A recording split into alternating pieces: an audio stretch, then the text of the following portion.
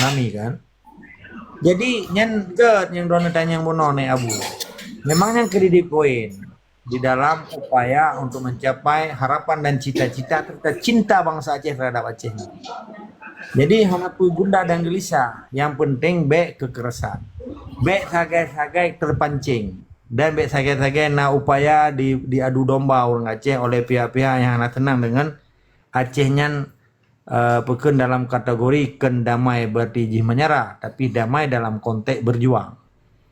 Nah, jadi ketika katanya waktu kita paparkan petisi ataupun konsep beno ataupun pekan ungkapan perasaan ujuk rasa bangsa Acehnya disampaikan dengan bernarasi, nyan mamadung jurnalis internasional ini tulis, nyan catatan yang nak ada, kena sejarah sih. Jadi ketika bangsa Aceh kaitan ubanda Aceh, nya memiliki sejarah tersendiri bagi orang yang trennya. Nya kagak pelaku sejarah. Baik sabe kita nyo dah baca sejarah gop tapi dah baca. Tapi tanya hantam dah pegang sejarah.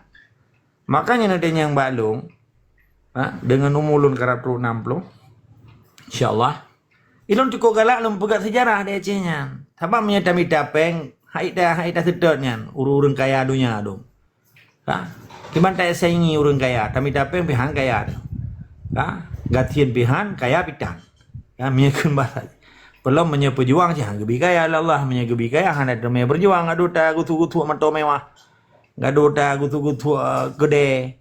Gaduh ta buka gede karyawan pabrik jih panir berjuang lo. Maka ketika kelompok manusia di dalam komponen manusianya dibagi-bagi oleh Allah. Na tokoh masyarakat, na kelompok masyarakat, dalam masyarakatnya gepelahi alim ulama, gure temu guru, kelompok dosen, intelektual, nah kelompok fisabilillah orang berjihad. Para pejuang nyo yang cukup susah tu. Orang pejuangnya long kalah hantom kaya. Lo laki mah Tunku Hasan deklarator Aceh Merdeka kabeh umur. Berusaha hawul kenyan ke 15 tahun balai Juni. Okey? Gemetilap Jepang kita tinggal. Nana tinggal putra semata wayang ke.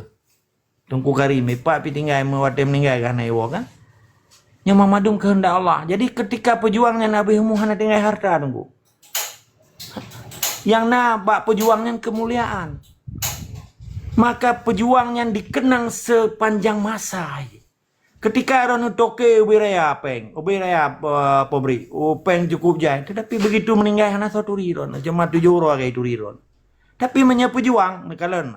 Tungku Ablah Syafi'i hana kaya kan. Isa Daud hana kaya kan. Wali hana masih lagi Jepang kita.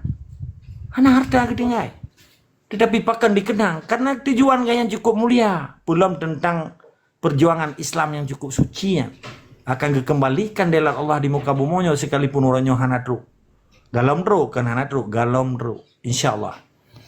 Jadi poin ini yang dono tanyanya demonya akan kesalah saboh bentuk upaya bagian daripada catatan sejarah dan bagian daripada kredit poin di dalam diplomat Aceh di internasional. Nya tunggu. Mana nilai yang dia belum pedro. Tetap semangat di segama wajib lawan kezaliman di Acehnya.